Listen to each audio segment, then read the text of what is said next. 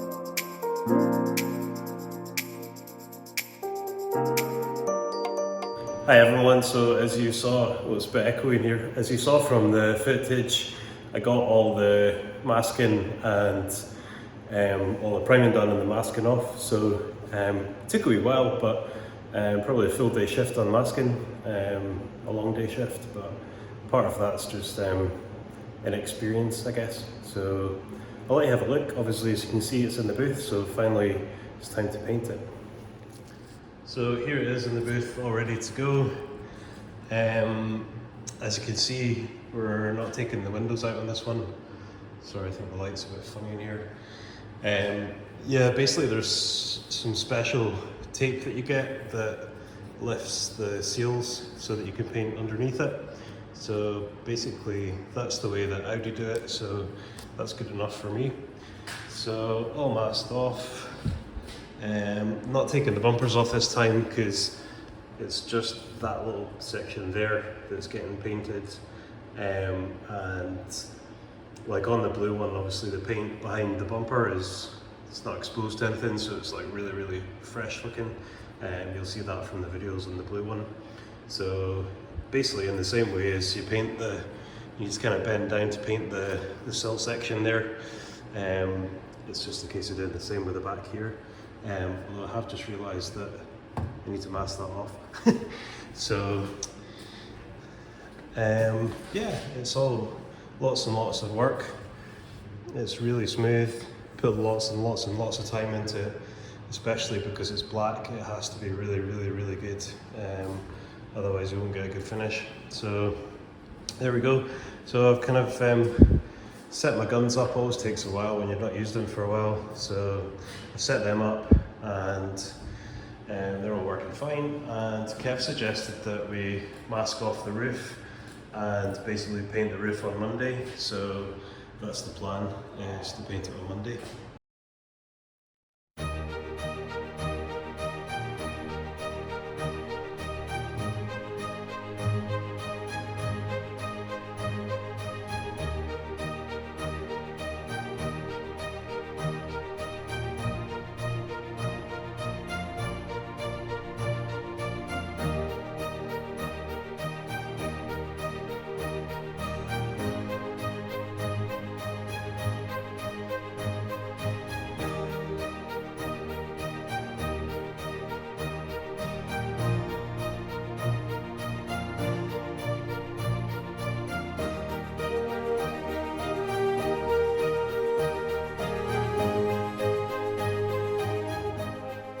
Well, as you saw from the time lapse, that's the painting all done, and I think I got about as much lacquer on my glasses as I did on the car. I'll let you have a look. So really happy with the result. It's come out great.